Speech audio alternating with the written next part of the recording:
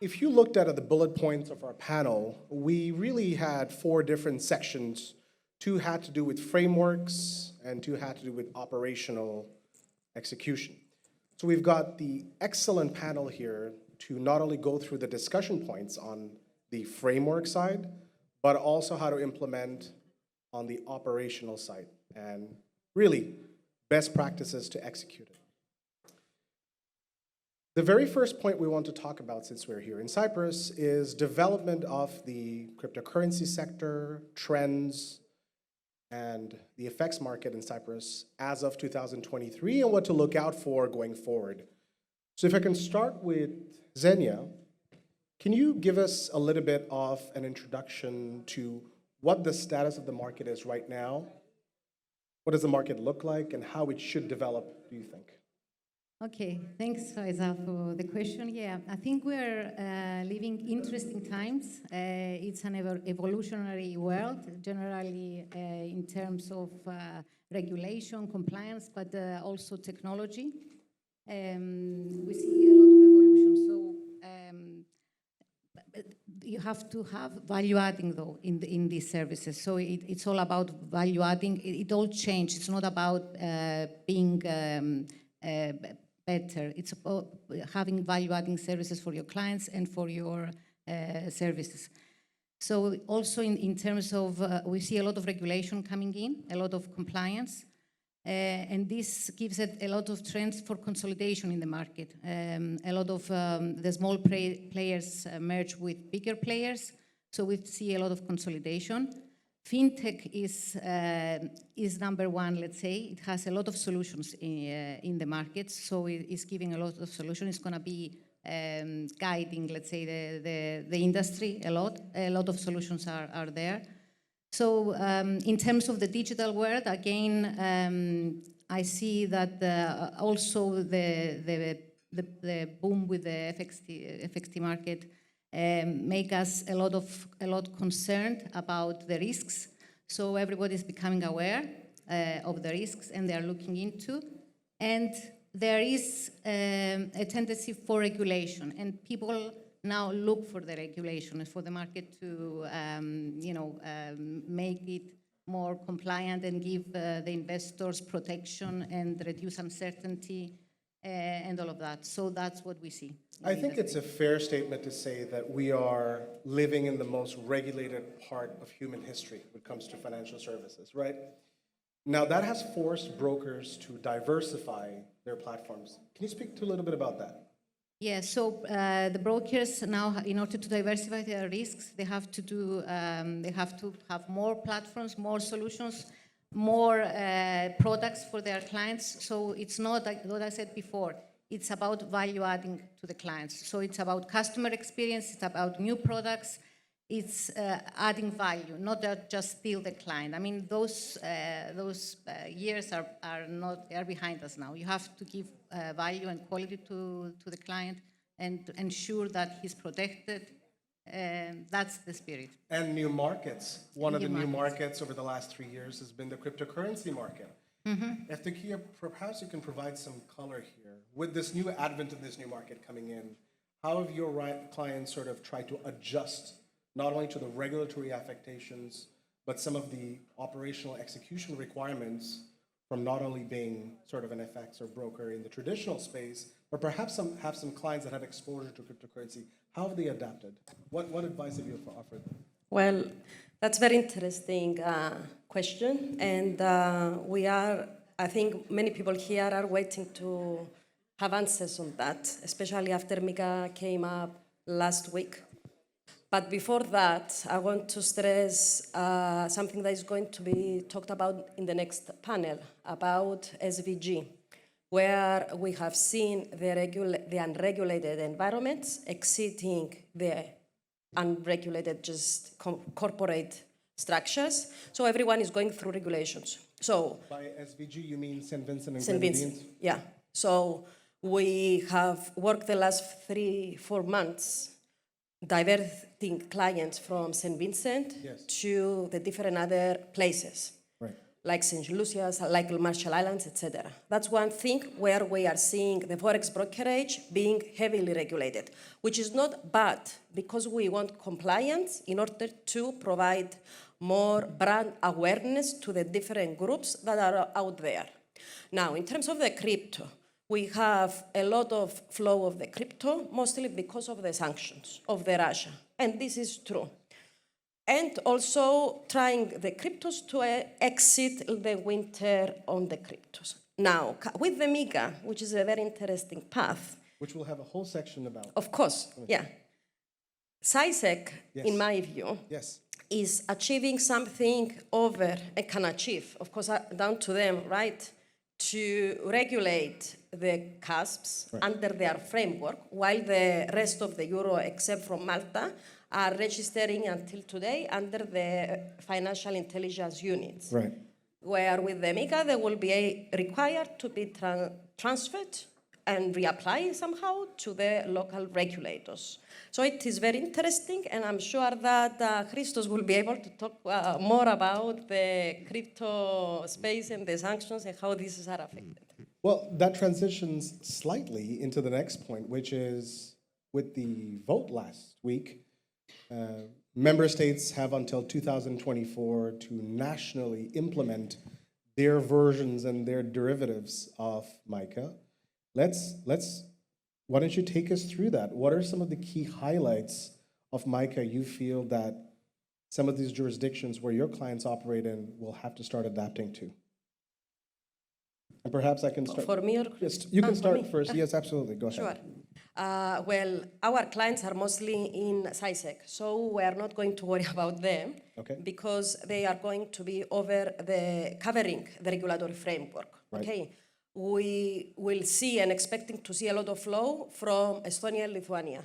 And we already started receiving the queries about going through the regulatory framework. Sure. The good thing about MiCA is that it should not be transposed into national legislations, so it will be applicable to everybody automatically. So this is changing because all the other regulations, MiFID, has to be transposed, and they give you a period to be transposed. So the directives of CySec, they are already there. They already provide the governance. They already provide all the ground basis of what MiCA is including and the safeguarding of funds. And anyway, they have the expertise and the appropriate supervision, I say, to regulate that because they are heavily involved in supervising Forex entities, the SIFs.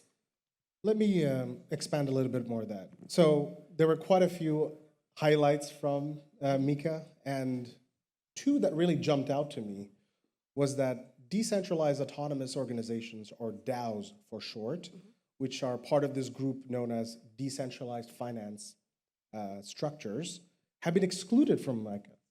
And if you were to look historic events over the last, 7, 8 months, a lot of flash loan attacks, general consumer protection issues, AML deficiencies have mostly been attributed towards gaps in DeFis. And for the most part, because DeFis don't have a centralized actor that is carrying out verification, that is carrying out any type of due diligence, and the fact that it was excluded from MiCA, how do you feel national regulators will be able to adapt any supervision of inflows and outflows from DeFi and DAO platforms if MiCA itself has excluded it?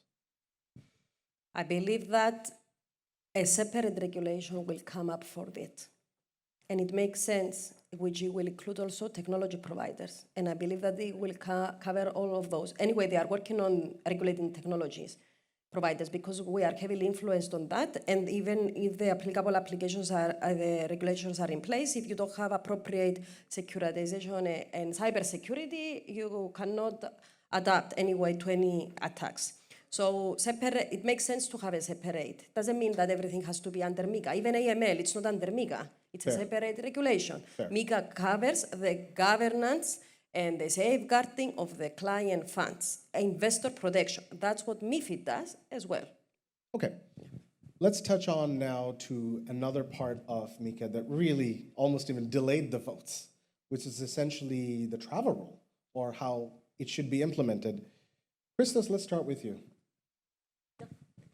You are a technology provider. You work with customers, not only improving their AML CFT program, their monitoring, their ongoing monitoring itself, and you also have customers that operate in the cryptocurrency space, and they're scrambling, trying to figure out how to be able to apply the travel rule compliance inside of their platform. So, A, what are you recommending? And B, what are some implementation challenges of the travel rule? All right, thanks. Before we dig in, I would like to give you a quick history of the travel rule itself, because it gives a lot of key points on what is requested eventually.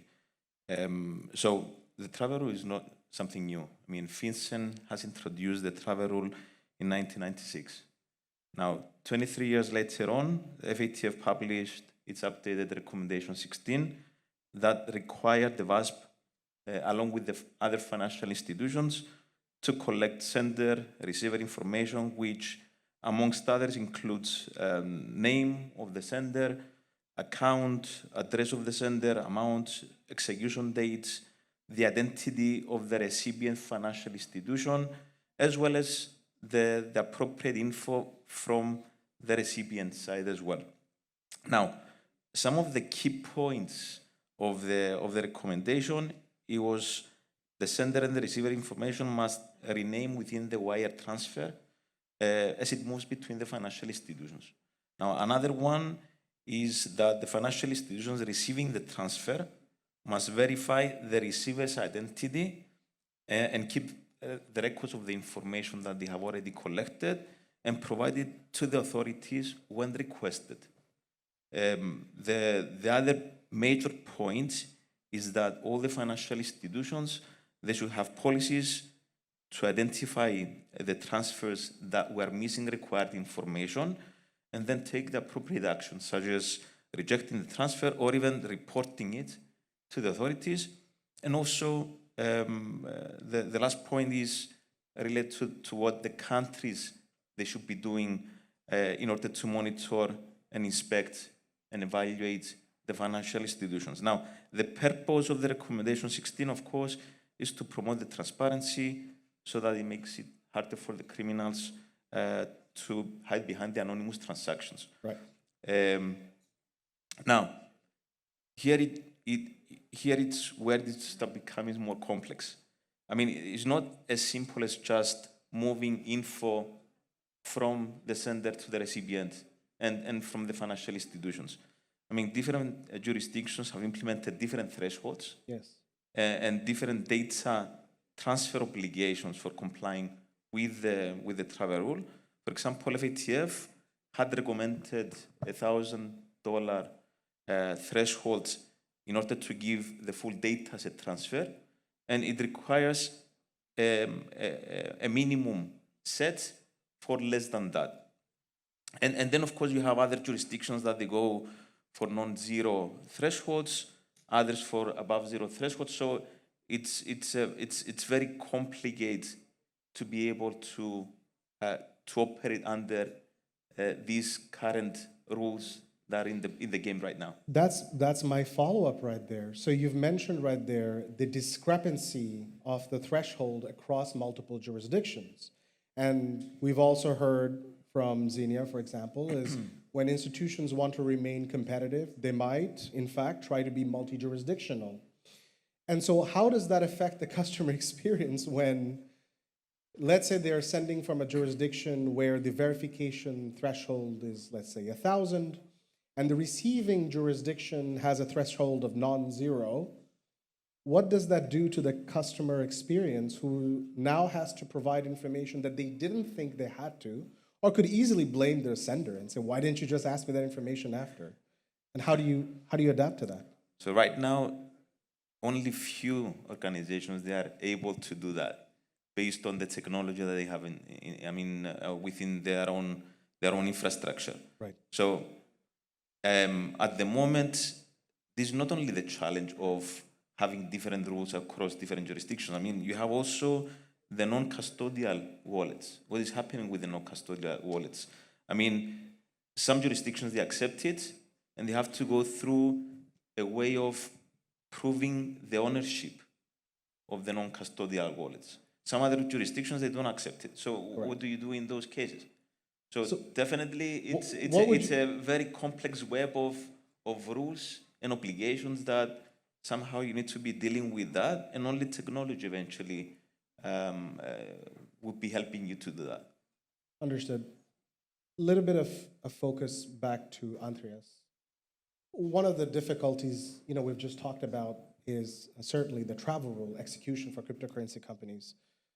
But the long-standing challenge for the last 2 years or so has been sanctions compliance as well.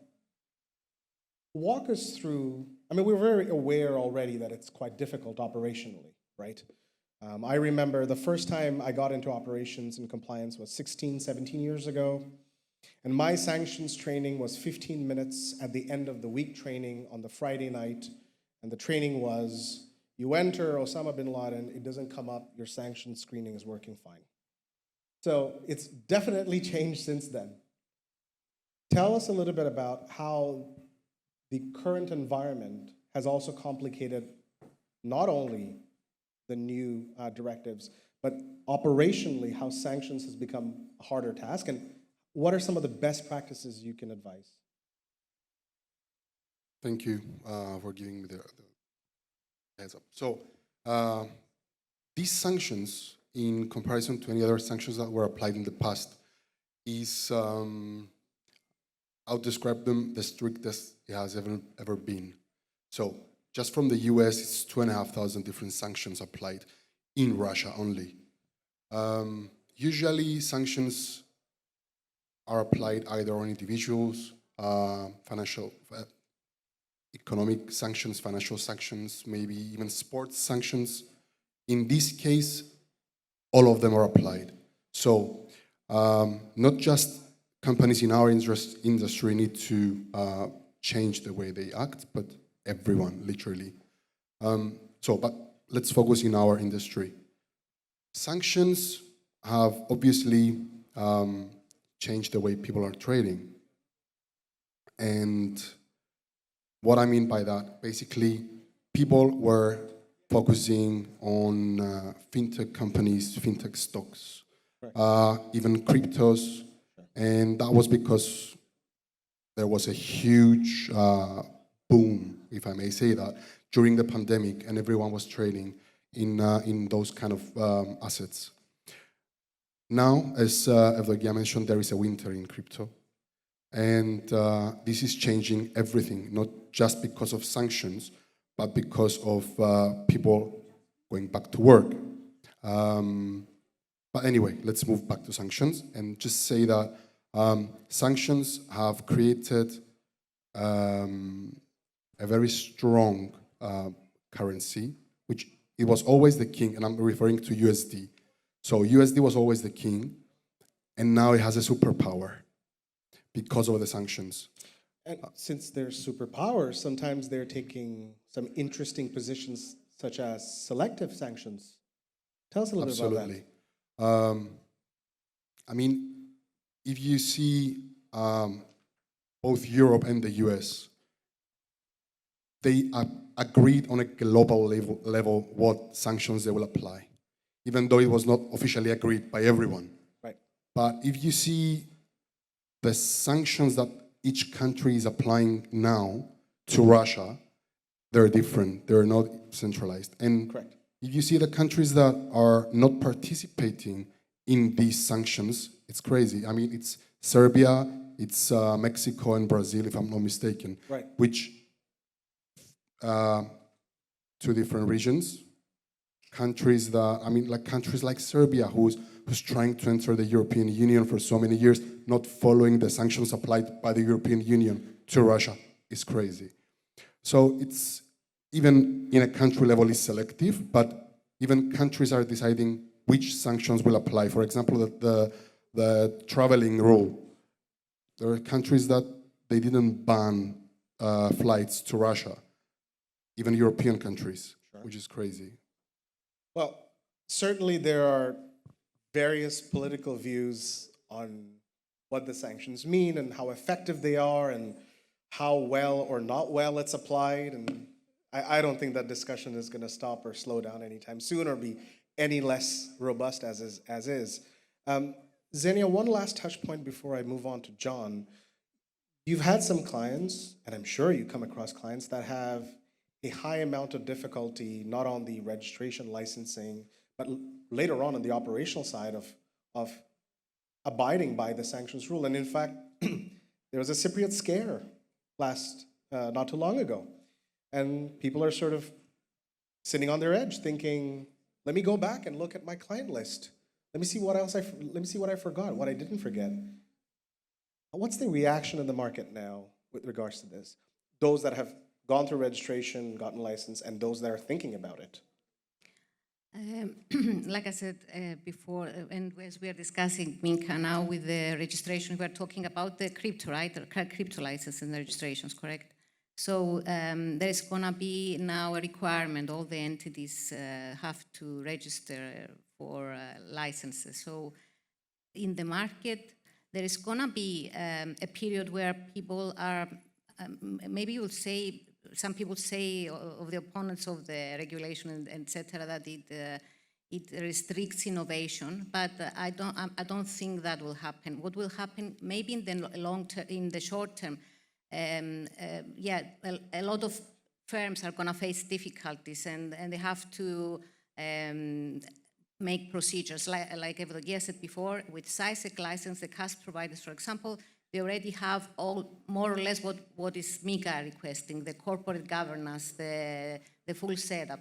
This is what is the requirement. It's going to be everywhere now. So this is the challenge. They have to put more procedures, more compliance works.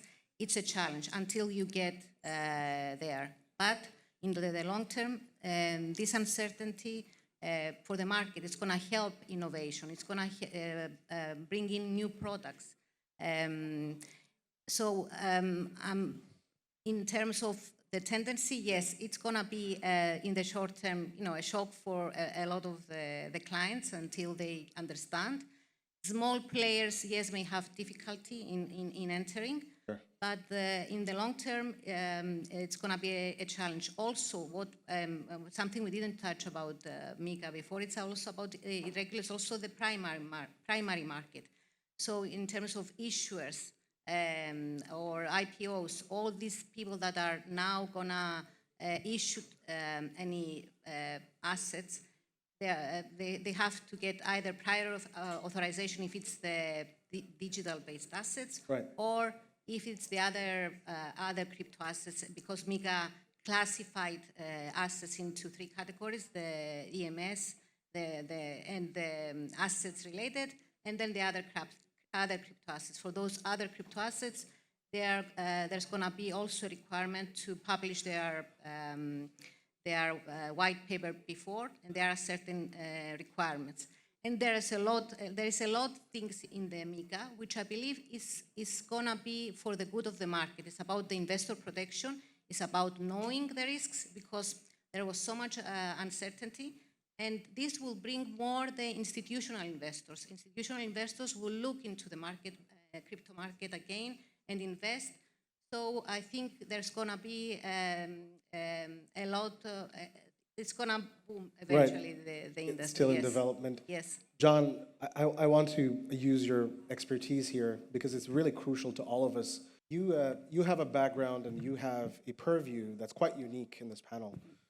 And I'd like for you to sort of give us a little bit of a reaction to how your clients react with regards to new regulations, implementations, and how you help them adjust to that when you interact with them.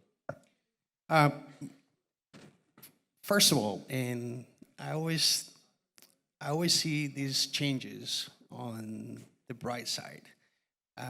Regulation is a great thing for many reasons. And businesses like ours, one of our pillars being technology, what we really focus is try to understand clients' needs and adapt to new environments. clients are quite demanding, and people always want to hear ETAs about new situations like this. I think what businesses like ours, what we really need to focus is, and this is one of the things since last week we've been working on very closely, is to understand the new framework under which we will operate for those, or we will cooperate with businesses in this particular jurisdiction within the EU. So for tech companies primarily, it's about becoming more adaptive to the changes ahead. And most importantly, understand them very clearly. So when you develop the software that those businesses will need, you will have the solution that will fulfill those requirements on a timely manner. And that's also from a technology point of view, developing things are not that simple as many people, they just think that, okay, you have X amount of hundreds of developers and you should be able to provide a solution within a couple of weeks. It's not that simple. What really needs to happen is businesses like us, we have to plan very carefully and provide those solutions as soon as possible. And this is just going to bring innovation from many of us and opportunity. Andres, let me defer to you a little bit on the operational side. John mentioned technological advancements that are needed, but we heard in earlier sessions that a lot of the regulatory challenges are not sufficiently met only by technology. There needs to be human touch and so on. Your point of view, best practices, what percentage should be relied mostly upon technology for regulatory prescriptions, and what percentage of that should be left to human touch? Is it a 70-30, 30-70, technology's way, which way? What have you seen, best practices? It's a funny question, actually, in my understanding, because the technology follows whatever the human says to do. So if a new regulation is applied, the human needs to adapt and make sure that it's integrated in the system, so the system will follow and process whatever needs to be done.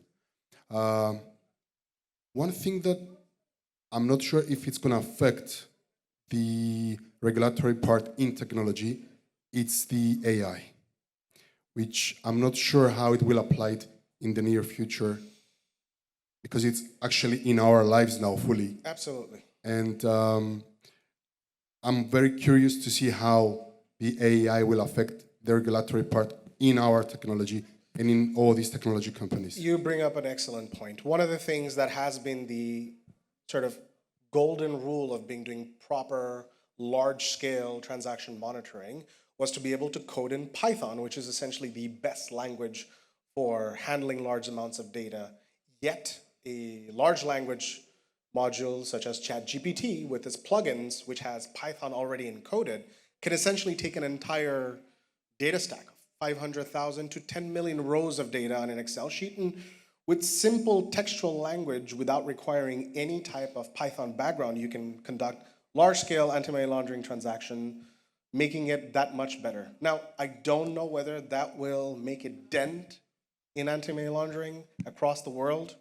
There are still jurisdictions where regulations are slightly tipped more towards others, allowing for those institutions to pop in. Evdokia, if you ever meet clients who have multiple satellites in jurisdictions across, and you notice that some of the jurisdictions figure a little bit higher risk than others, how do you help them manage that? Because I can imagine operationally it must be very difficult.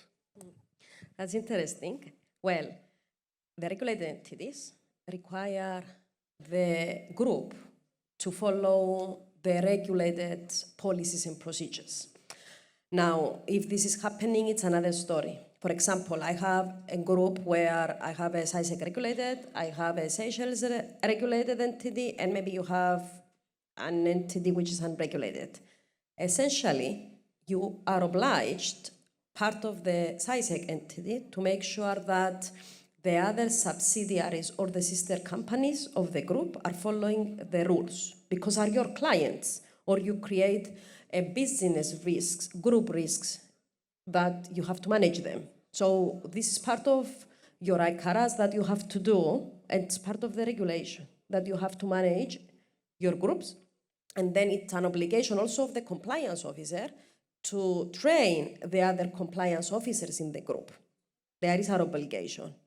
And if you want to be a reputable group, which I have a couple of clients that they want to be reputable, they try to comply with the requirements, even if they have a non-strict regulation like European one, but they want to do it, which makes sense because they want to proud themselves of, you know, what Absolutely. we are doing. Yeah. Speaking of multi-jurisdictions, John, one last word from you, and then we'll move on and finish with Christos.